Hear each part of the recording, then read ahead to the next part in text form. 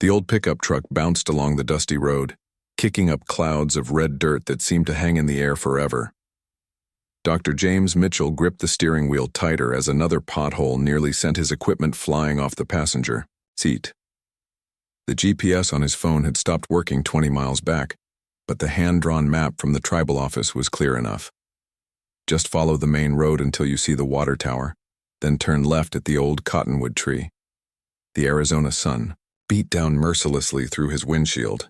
Even though it was barely past 9 in the morning, James had been driving since dawn, leaving Phoenix behind as the city slept. Now, 3 hours later, he was entering a world that felt completely different from the urban landscape he'd left behind.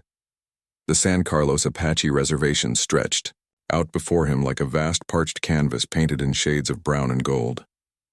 James had seen plenty of drought conditions in his 15 years as a hydrologist, but nothing had prepared him for what he witnessed as he drove deeper into the reservation. The normally green fields were cracked and barren.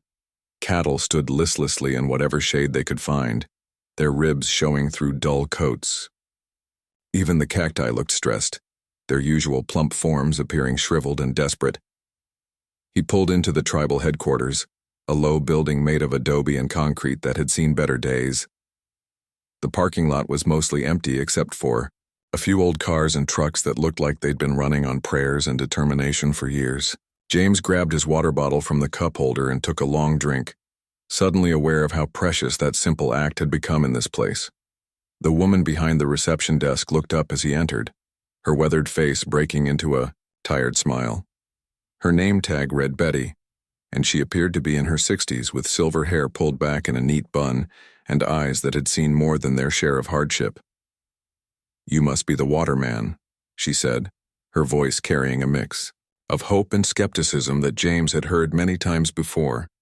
"Elder Crowfeather is waiting for you in his office. Third door down the hall." James walked down the narrow corridor, noting the photographs lining the walls.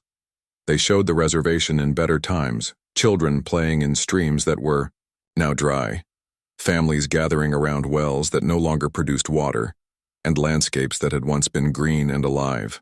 Now those same places were nothing but dust and memories. He knocked gently on the office door and heard a deep voice call out, "Come in."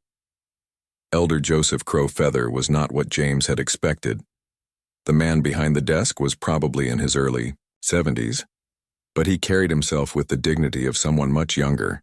His long gray hair was braided neatly and he wore a simple button-down shirt and jeans.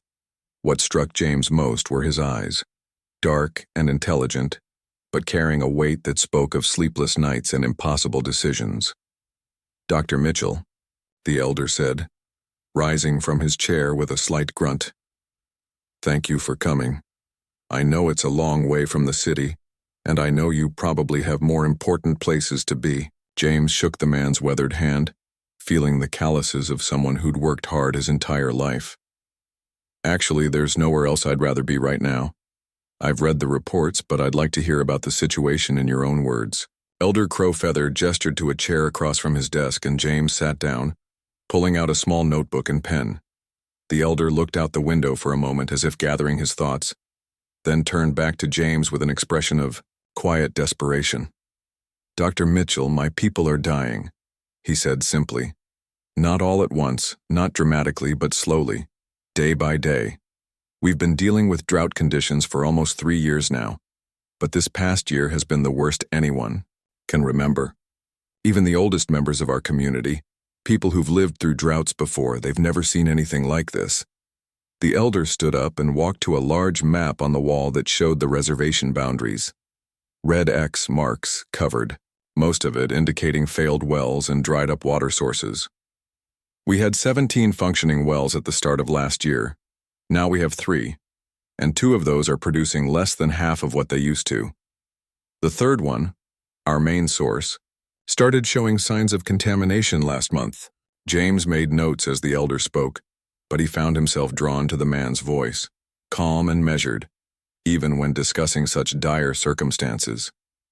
There was no anger, no blame, just the steady recounting of facts that painted a picture of a community in crisis. "The government promised us emergency water deliveries 6 months ago," Elder Crowfeather continued. We get one truck every 2 weeks, sometimes longer if there are delays. That truck carries enough water for maybe 5 days, if we're very careful about rationing. Families are limited to 2 gallons per day.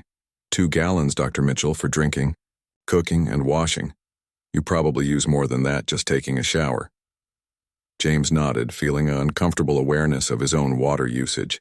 Just that morning, he'd taken a long hot shower without thinking twice about it. "What about the children and elderly?" he asked.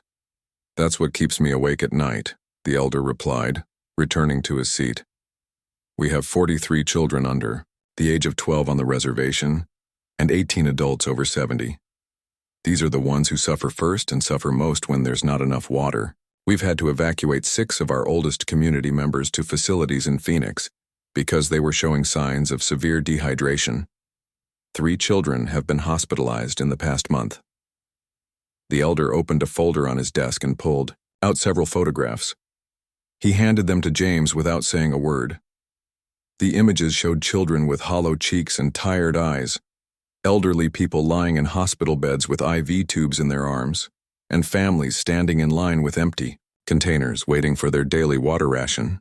"This is my granddaughter, Little Bird," Elder Crowfeather said, pointing to a photo of a girl who couldn't have been more than 8 years old. She was holding a small cup of water, and her expression was far too serious for someone her age. "She asked me last week why the sky doesn't cry anymore. How do you explain drought to an 8-year-old? How do you tell her that the rain might not come back for a long time?" James studied the photographs, feeling the weight of responsibility settling on his shoulders. These weren't just statistics in a government report. These were real people facing a life-threatening situation. He'd worked on water projects all over the world, but something about this felt different. Maybe it was because this was happening in his own country, in a place where such suffering shouldn't exist. "What about alternative sources?" James asked. "Rivers, lakes, underground springs?" Elder Crowfeather walked back to the map and pointed to various locations. "The Salt River used to flow through the southern part of our land. It's been dry for 18 months. There's a lake about 30 miles north of here, but it's down to less than 20% capacity, and the water quality is poor. As for underground sources, we've tried everything we know how to try. Our people have been living on this land for hundreds of years. We know where the water used to be, but it's just not there anymore." "What about drilling deeper wells?" "We've tried," the elder said with a shake of his head. "The tribal council approved funds for 3 new wells last year. The first 2 were complete failures, nothing but dry holes. The third one produced water for about 2 months, then dried up completely. We spent almost all of our emergency funds on those projects, and now we don't have the resources to try again." James made more notes, his mind already working through possibilities. "Elder Crowfeather, I want you to know that I'm not here just to write another report that gets filed away in some government office. I'm here to find water for your people, whatever it takes." The elder's expression softened slightly, and for the first time since James had arrived, he saw a glimmer of hope in the man's eyes. "Dr. Mitchell, I've heard promises before. Well-meaning people come out here, they look around, they take their measurements, and then they disappear. We never hear from them again except maybe a form letter saying they're sorry they couldn't help." "I understand your skepticism," James replied. "But I need you to know that I don't make promises lightly.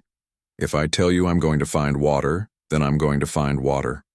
I've brought specialized equipment that can detect underground sources that conventional methods might miss. I've also brought drilling equipment that can go deeper than anything that's been tried here before." Elder Crowfeather studied James's face for a long moment as if trying to read his character. "What do you need from us?" "Access to the entire reservation, permission to drill test holes wherever my equipment indicates there might be water, and most importantly, I need the community's support. This kind of work is hard, and it's going to take time. There will probably be failures before we find success. I need people who won't give up when things get difficult. Dr. Mitchell, if there's even a chance you can bring water back to our people, you'll have whatever support we can give you. But I have to ask, why are you doing this? I mean, what's in it for you? Most consultants work for money, and we don't have much of that." The sunrise painted the desert in shades of gold and orange as James loaded the last piece of equipment into his truck. 3 weeks had passed since his first meeting with Elder Crowfeather, and every day had brought new challenges and small disappointments. His ground-penetrating radar had revealed several promising locations, but each test drilling had yielded the same result: dry holes that seemed to mock their efforts. Tom Crowfeather, the elder's nephew, climbed into the passenger seat with 2 steaming cups of coffee and a paper bag that smelled like fresh bread. At 35, Tom was built like someone who'd spent his life working with his hands. His black hair was cut short, and he wore work boots that had seen better days. But his eyes held the same intelligence and determination that James had noticed in his uncle. "My wife made breakfast burritos," Tom said, handing James one of the cups. "She figures if we're going to spend another day digging holes in the desert, we might as well do it on full stomachs." James accepted the coffee gratefully. Over the past 3 weeks, he'd grown to appreciate not just Tom's knowledge of the land, but his sense of humor and unwavering optimism. Even when their 8th test well had come up dry, Tom had simply shrugged and said, "Well, at least we know where the water isn't." "Where are we headed today?" Tom asked, unwrapping one of the burritos and taking a large bite. James pulled out his tablet and showed Tom the latest survey results. "There's an area about 5 miles northeast of here that shows some interesting geological formations. The radar picked up what looks like a large underground cavity, possibly connected to an ancient riverbed." Tom studied the screen, then looked up with a frown. "That's near the old ceremonial grounds. You sure about this?" "The readings are stronger there than anywhere else we've surveyed," James replied. "What's the problem with the ceremonial grounds?" Tom was quiet for a moment, staring out the windshield at the desert landscape. "It's sacred land, Dr. Mitchell. That's where our ancestors held their most important ceremonies, where they're buried. Many people in the community would consider it disrespectful to drill there." James felt his stomach sink. In his excitement over the promising geological readings, he hadn't considered the cultural implications. "Tom, I would never want to do anything that would offend your people or disrespect your traditions. Maybe we should look at other locations first." "No," Tom said firmly. "Let's go take a look. Let's see what your equipment tells us, then we can talk to my uncle about what to do." They drove in comfortable silence for a while, each lost in their own thoughts. James had learned to appreciate these quiet moments with Tom. The man had a way of making even the most stressful situations feel manageable. When their equipment had broken down the previous week, Tom had somehow managed to repair it, using parts from an old washing machine and a broken-down pickup truck. The ceremonial grounds were marked by a simple wooden sign that had been weathered by years of desert sun and wind. The area itself was surprisingly beautiful. A natural clearing surrounded by ancient mesquite trees and large boulders that formed almost perfect circles. Even without understanding the cultural significance, James could feel that this was a special place. "My great-grandfather is buried over there," Tom said quietly, pointing to an area marked by carefully arranged stones.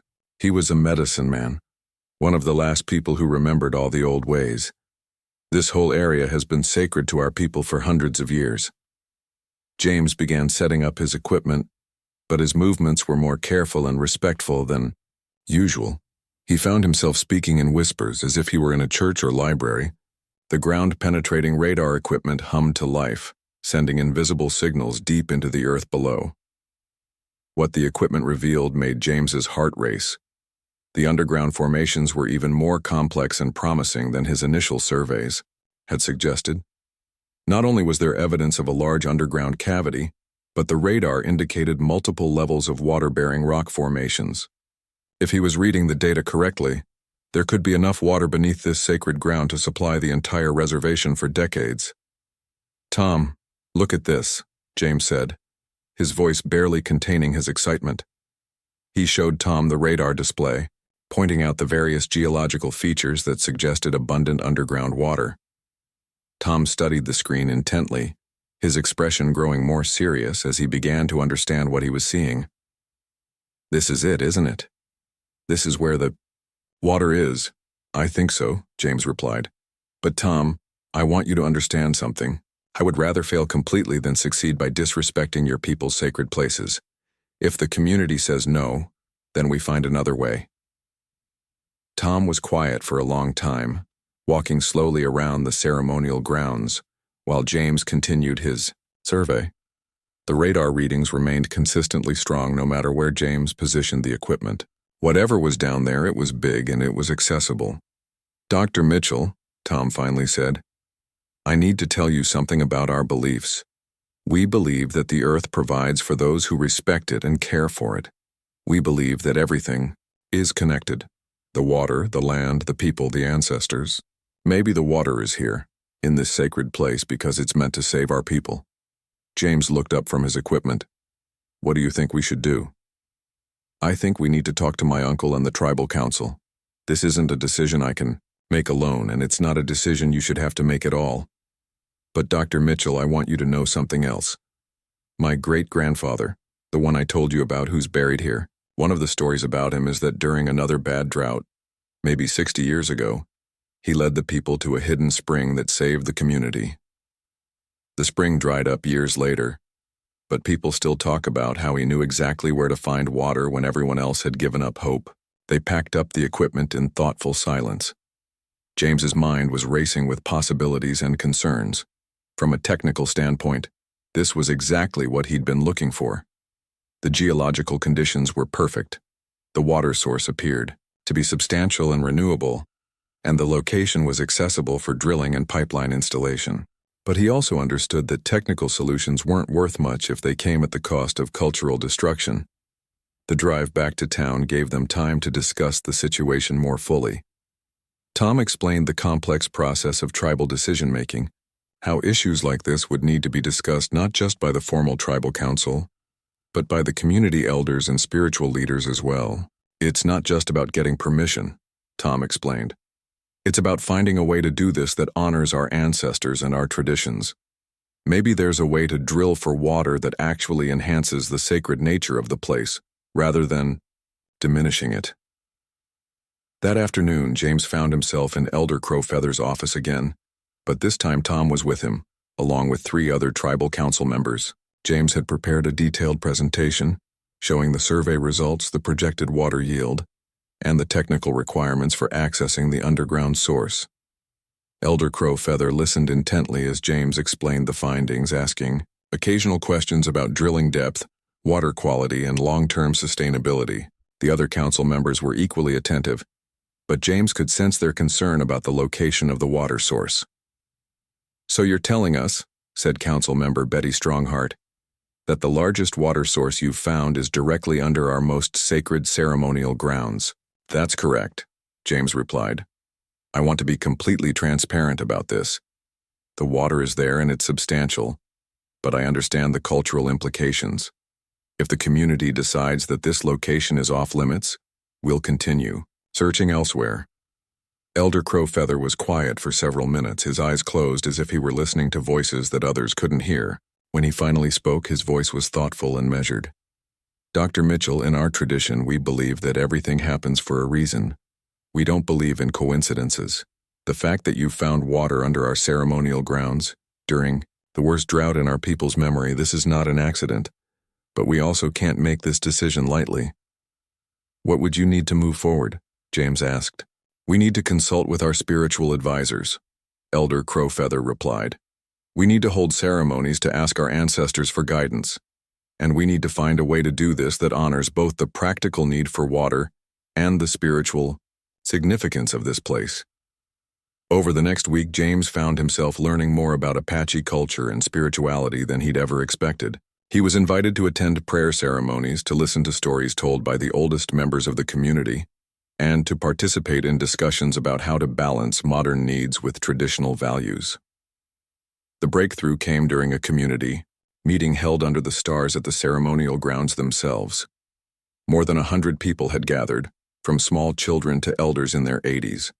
James sat quietly in the circle, feeling honored to be included in such an important community decision. Elder Crowfeather stood in the center of the circle and spoke for nearly an hour, sometimes in English and sometimes in Apache.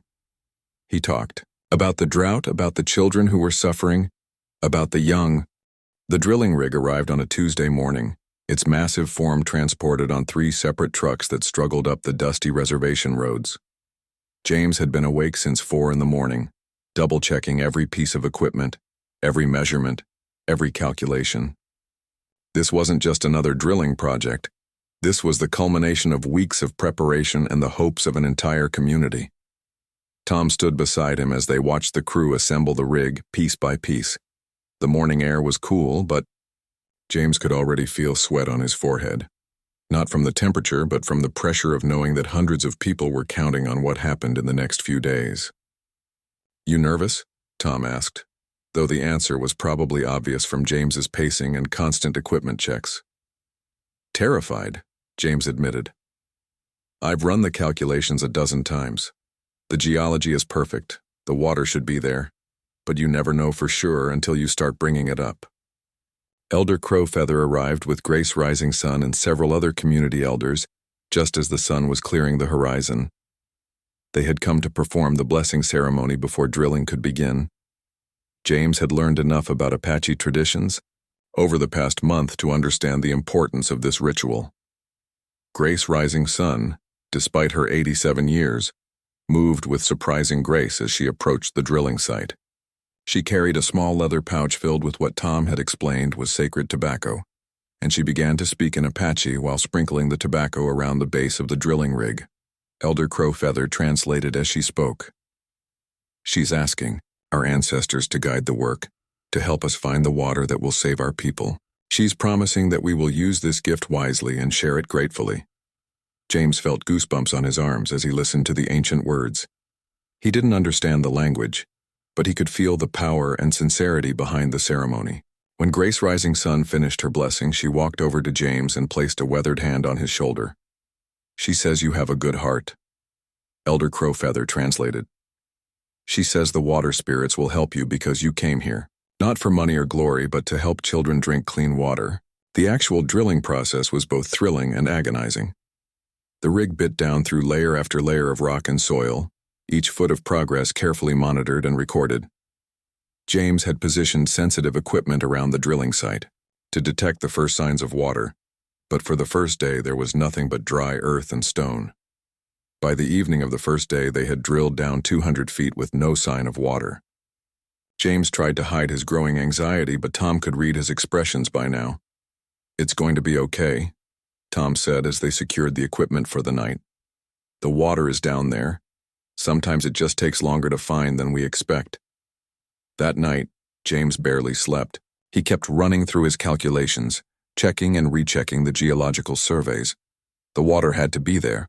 All the scientific evidence pointed to a substantial underground source.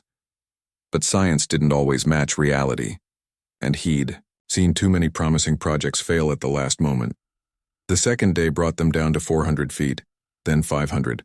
The drill samples showed promising geological formations, but still no water. Word had spread throughout the reservation about the drilling project, and throughout the day small groups of people came to watch the progress. James could see hope and fear warring in their faces. Little Bird, Elder Crowfeather's granddaughter, arrived with her mother in the late afternoon. She was carrying a small wooden cup that looked like it had been carved by hand. "Grandpa says you're digging for water," she said to James, her 8-year-old voice serious and direct. "When you find it, can I be the first one to drink it?" James knelt down to her level, feeling the weight of responsibility settle even heavier on his shoulders. "Little Bird, I'm going to do everything I can to find that water. And yes, if you want to be the first one to drink it, that would be an honor." She smiled for the first time since he'd met her, and James felt his determination strengthen. This wasn't about professional success or failure. This was about making sure children like Little Bird never had to go thirsty again. The breakthrough came on the third day, at a depth of 630 feet. James was monitoring the IDR drilling progress when his equipment suddenly started registering changes in the underground formations. The rock samples coming up were showing signs of moisture, and the geological sensors indicated they were approaching a large underground cavity. "Tom!" James called out, his voice tight with excitement. "I think we're getting close." The drilling crew slowed their progress, advancing more carefully now. At 650 feet, The drill bit broke through into what was clearly a large underground space. James's equipment immediately detected the presence of water. Lots of water. "Stop drilling," James shouted to the crew chief. "We're in." The next few hours were a blur of technical preparation. James had to install specialized pumping equipment to bring the water to the surface safely and test its quality before anyone could drink it. The entire community seemed to hold its breath as he worked. Elder Crowfeather, Tom, and Grace Rising Sun stood nearby, watching every move. James could feel the tension in the air. Months of drought and hardship had led to this moment, and everyone understood that their entire future might depend on what happened next. Finally, James activated the pump system. For a few seconds, nothing happened. Then there was a low rumbling sound from deep underground, and suddenly, clear, clean water began flowing from the pipe. The cheer that went up from the assembled crowd was unlike anything James had ever heard. People were crying, laughing, hugging each other, and dancing. Children who had been quiet and serious for months were suddenly running around with joy and energy. Little Bird was the first to approach the flowing water, just as James had promised. She held out her carved wooden cup, and James carefully filled it with the first water to flow from their new well. She took a small, cautious sip, then her face broke into the biggest smile James had seen since arriving at the reservation. "It's good," she announced to everyone. "It's really good." Elder Crowfeather approached the well with tears streaming down his face. He cupped his hands and filled them with water, drinking deeply before pouring some over his head in a gesture of gratitude and celebration. "Dr. Mitchell," he said, his voice thick with emotion, "you have given my people life itself. How do we even begin to thank you?" But James's work wasn't finished. Over the next several weeks, he worked tirelessly to establish a complete water distribution system. The single well could produce thousands of gallons per day, but getting that water to every family on the reservation required miles of pipeline, storage tanks, and distribution points. James used his own contacts in the industry to get materials at cost, and he worked 18-hour days installing pumps, laying pipe, and testing water quality at every stage of the system. Tom worked beside him every day, learning the technical aspects of water system maintenance and management. "You know you don't have to do all this," Tom said one evening as they finished installing a water storage tank near the school. "You found the water. That was your job." James wiped the sweat from his forehead and looked around at the reservation that had become like a second home to him. "Tom, finding the water was just the beginning. What good is water in the ground if people can't get to it? What good is solving the problem temporarily if it's just going to break down as soon as I leave?" The transformation of the reservation over the following weeks was remarkable. Gardens that had been abandoned for years were suddenly green again. Children who had been listless and tired were playing with energy and enthusiasm. The elderly members of the community, who had been struggling with dehydration and heat exhaustion, were regaining their strength and vitality. But perhaps most importantly, the young adults who had been leaving the reservation began staying, and some who had left even began returning. The presence of reliable, clean water meant that families could plan for the future again. They could start businesses, expand their farms, and build the kind of community they wanted their children to grow up in. James also implemented a comprehensive training program to ensure that local people could maintain and repair the water system themselves. He taught Tom and 3 other community members everything they needed to know about pump maintenance, water quality testing, and system troubleshooting. The most important thing, James told his trainees, is that this community should never again have to depend on outsiders for something as basic as clean water. You now have the knowledge and skills to keep this system running for decades. The water quality testing revealed something that surprised even James. Not only was the water clean and safe to drink, but it contained beneficial minerals that actually made it healthier than most municipal water supplies. The underground source appeared to be fed by an extensive aquifer system that could supply the reservation's needs indefinitely, even if the population grew significantly. Elder Crowfeather insisted on holding a formal ceremony to celebrate the completion of the water system. The entire community gathered at the ceremonial grounds, now home to a beautiful well house that incorporated traditional Apache designs with modern water treatment. 3 months had passed since the water began flowing, and James had planned to return to Phoenix to resume his normal consulting work. But every time he tried to leave, something seemed to keep him on the reservation just a little longer. Pump that needed adjusting, a training session that needed to be completed, or simply the warm hospitality of people who had become more like family than clients. The reservation had transformed in ways that even James hadn't expected. The success of the water project had attracted attention from other tribes, from government agencies and from environmental groups across the Southwest. James found himself busier than ever, consulting on similar projects and helping other communities facing water crises. But it was the personal relationships he'd formed that made leaving so difficult. Tom had become like a brother to him, and Elder Crow Feather had become the kind of mentor and friend that James had never known he needed. Little Bird had appointed herself as his unofficial guide whenever he visited the school, proudly showing him her improved grades and the drawings she'd made of the water well. On this particular morning, James was making what he thought would be his final inspection of the water system before returning to Phoenix permanently. The November air was crisp and clear, and the desert landscape had taken on the golden colors of late autumn. He'd completed his rounds of the pumping stations and storage tanks, and everything was running perfectly. Tom met him at the main well house, carrying 2 cups of coffee and wearing an expression that James had learned to recognize. It was the look Tom got when he had something important to say but wasn't sure how to say it. "Everything looks good," James reported, accepting one of the cups gratefully. "Water pressure is stable, quality tests are all normal, and the backup systems are functioning perfectly. You and your team have done an excellent job maintaining everything." Tom nodded absently, then set his coffee cup down on a nearby bench. "Dr. Mitchell, James, there's something I need to tell you. My uncle wants to hold a special ceremony tonight. A farewell ceremony to honor everything you've done for our community." James felt a warmth in his chest that had nothing to do with the coffee. "Tom, that's very generous, but it's not necessary. Seeing your people healthy and prosperous is honor enough for me. It's not just a ceremony," Tom continued, his voice taking on a more serious tone. "My uncle has been talking to the tribal council, to the elders, to the spiritual leaders. They've been planning something special, something that hasn't been done in our community for many years."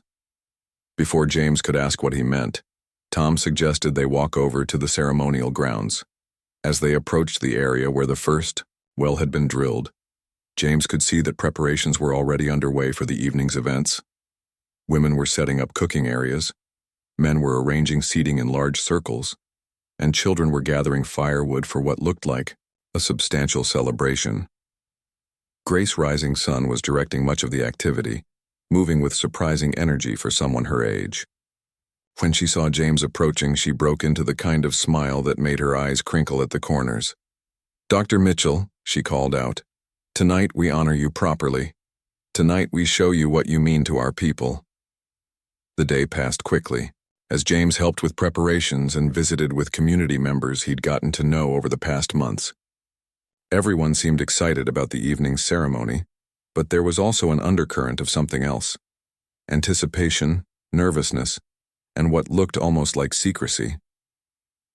As the sun began to set, painting the desert sky in brilliant shades of red and orange, people began gathering at the ceremonial grounds. James was amazed to see how many had come, not just the residents of the immediate area, but Apache people from other parts of the reservation and even from other tribes. There had to be more than 300 people present. Elder Crow Feather approached James wearing traditional ceremonial dress that James had never seen before. The elder's appearance was striking: elaborate beadwork, feathers, and symbols that spoke of important rituals and ancient traditions. "Dr. Mitchell," the elder said formally, "please take a seat in the center of the circle. Tonight our entire community wants to honor you." James found himself seated on a beautifully woven blanket in the very center of the gathering. The setting was almost overwhelming, hundreds of faces looking at him with expressions of warmth, gratitude, and respect, all illuminated by the flickering light of several large fires. The ceremony began with traditional drumming and singing. James didn't understand the words, but the emotions behind the music were universal. Gratitude, celebration, and something that felt like deep, spiritual connection. As the music continued, various community members stood up to share stories about how the water project had changed their lives. A mother talked about her young son, who had been sickly and weak during the drought, but was now healthy and energetic. A farmer described how he'd been able to expand his crops and was now selling produce to markets in Phoenix. An elderly man shared how the reliable water supply had convinced his grandchildren to move back to the reservation after college. Each story was translated by Tom, and with each translation, James felt more overwhelmed by the impact of what they had accomplished together. He had known intellectually that the water project was important, but hearing these personal accounts brought home the full magnitude of what it meant to individual families and to the community as a whole. Then, Elder Crowfeather stood up, and the entire gathering fell silent. The respect and attention he commanded was absolute, and James could feel the weight of anticipation in the air. "My friends," the elder began, his voice carrying clearly in the still night air, "we have gathered tonight to honor a man who came to us as a stranger but became family. Dr. James Mitchell came to our reservation at our darkest hour, when our people were suffering, when our children were thirsty, when our future looked uncertain." The elder paused, looking directly at James with an expression of profound gratitude. This man could have treated us like just another job. He could have done the minimum required and left us to figure out the rest for ourselves. Instead, he gave us everything: his knowledge, his skills, his time, his energy, and most importantly, his heart. A murmur of agreement rippled through the crowd, and James felt his cheeks burning with embarrassment and emotion. "Dr. Mitchell didn't just find water for us," Elder Crowfeather continued. "He gave us hope. He showed our young people that there was a future worth staying for. He gave our elders dignity and comfort in their final years. He gave our children the chance to grow up healthy and strong on the land of their ancestors." The elder walked over to where James was sitting and placed a hand on his shoulder.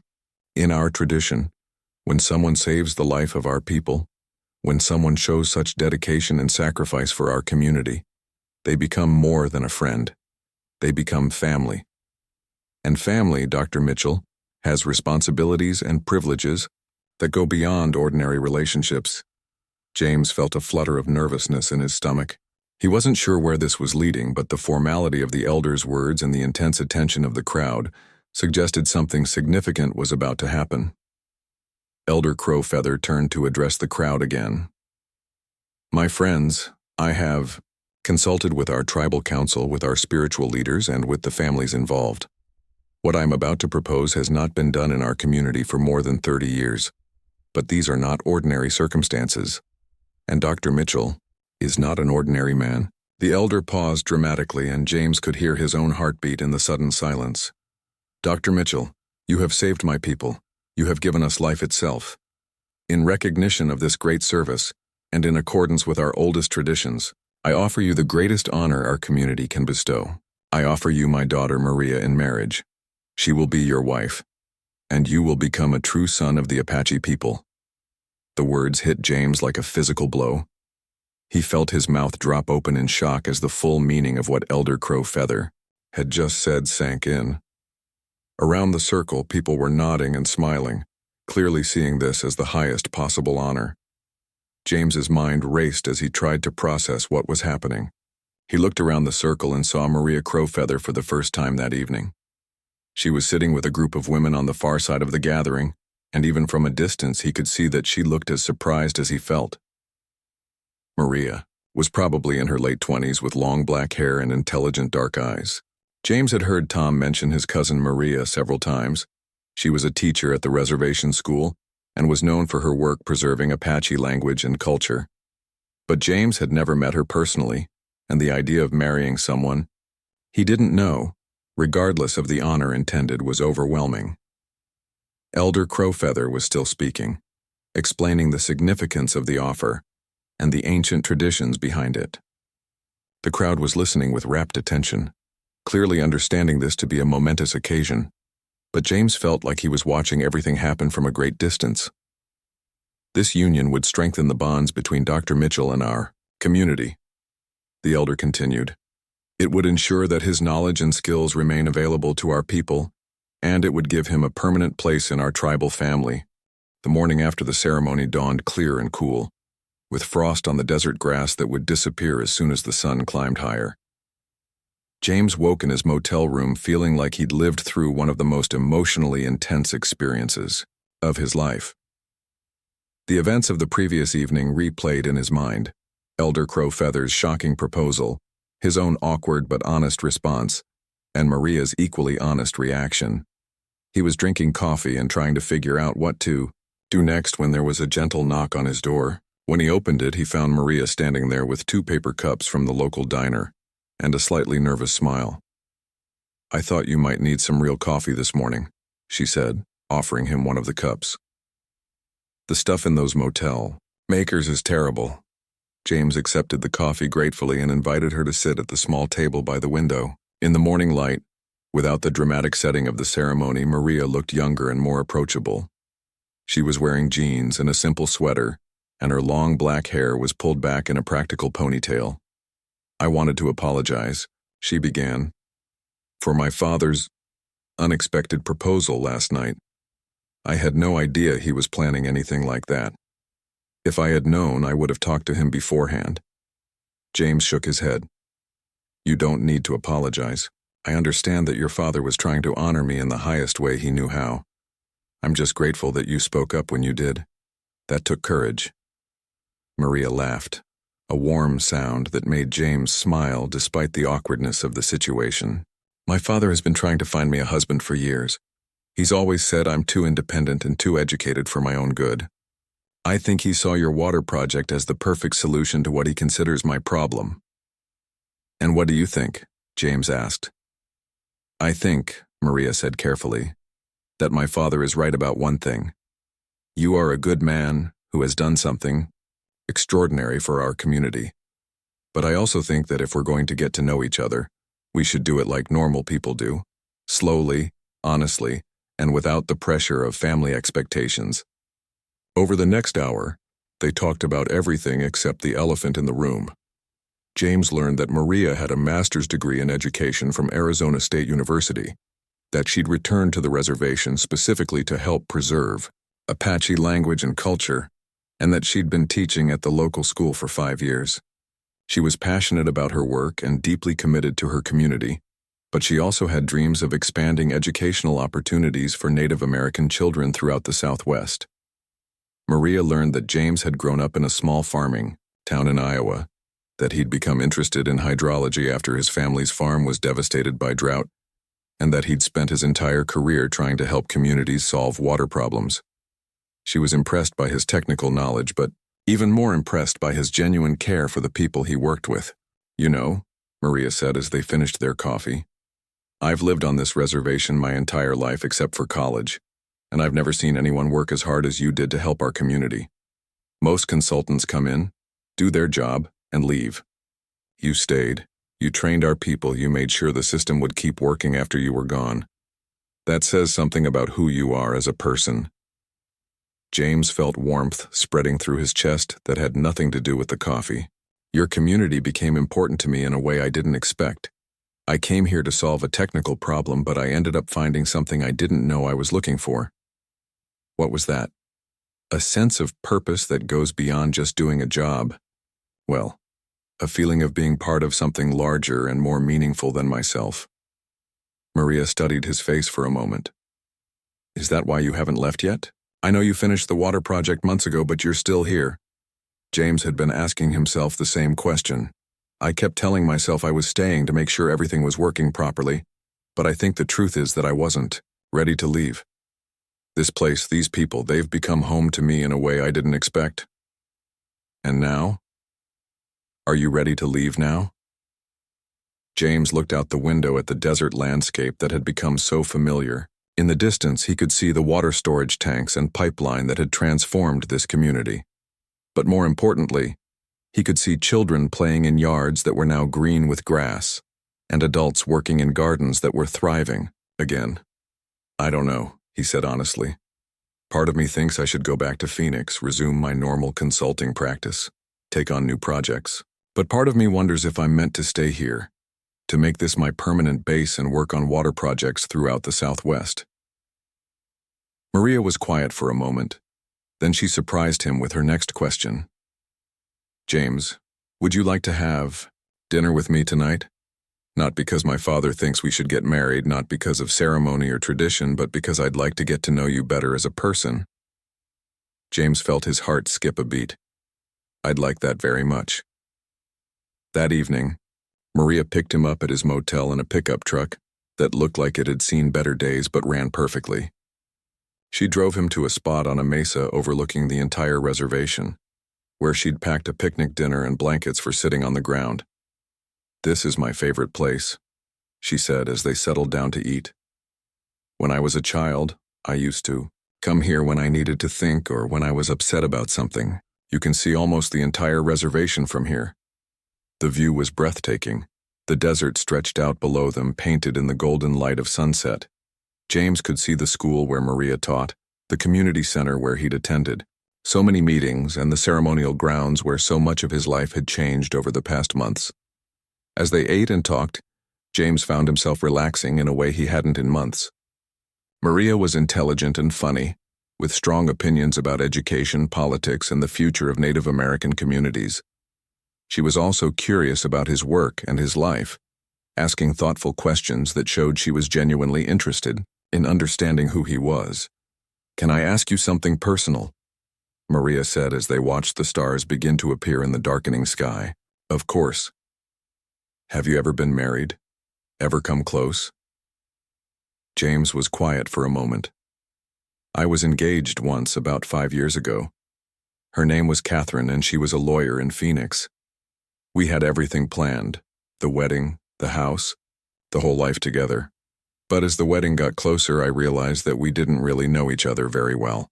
We had careers that kept us busy. We lived in the same city. We seemed compatible on paper, but we'd never really taken the time to understand what mattered most to each other. What happened? I called off the wedding 3 weeks before it was supposed to happen. It was the hardest thing I'd ever done, but I knew it was the right decision. Catherine was furious, understandably, and I spent the next couple of years throwing myself into my work and avoiding serious relationships. Maria nodded thoughtfully. I've never been engaged, but I understand what you mean about really knowing someone. I've dated men who seemed perfect on the surface, but when it came down to the important things, values, goals, what we wanted our lives to mean, we were completely different. What do you want your life to mean? James asked. Maria was quiet for a long time, looking out at the reservation spread below them. I want to help preserve our culture while also preparing our young people for success in the modern world. I want to see our community become self-sufficient and prosperous without losing what makes us who we are. And I want to be part of building something that will last for generations. James felt something click into place as he listened to her. That's exactly what I want too, just in a different field. I want to help communities solve their most basic problems so they can focus on building the futures they want for their children. Over the following weeks, James found himself staying on the reservation longer than he'd planned. Officially, he was consulting on water projects for other tribes and government agencies, but unofficially, he was spending more and more time with Maria. They took long walks through the desert, exploring areas of the reservation that James had never seen. Maria showed him ancient petroglyphs and sacred sites, sharing stories that had been passed down through generations of her family. In return, James taught her about hydrology and geology, helping her understand the technical aspects of the water system that had become so crucial to her community's survival. Their relationship developed slowly and naturally, built on shared conversations, common values, and genuine respect for each other's work and commitments. There was no pressure from Elder Crow Feather, who had graciously accepted their decision to get to know each other on their own terms. The breakthrough in Biordi, their relationship came during a crisis that tested everything James had built on the reservation. A severe winter storm damaged several key components of the water system, threatening to leave parts of the community without water during the coldest time of the year. James worked around the clock to repair the damage, often in freezing temperatures and dangerous conditions. Maria worked beside him, helping coordinate repairs, organizing community volunteers, and making sure that elderly and vulnerable residents had access to emergency water supplies.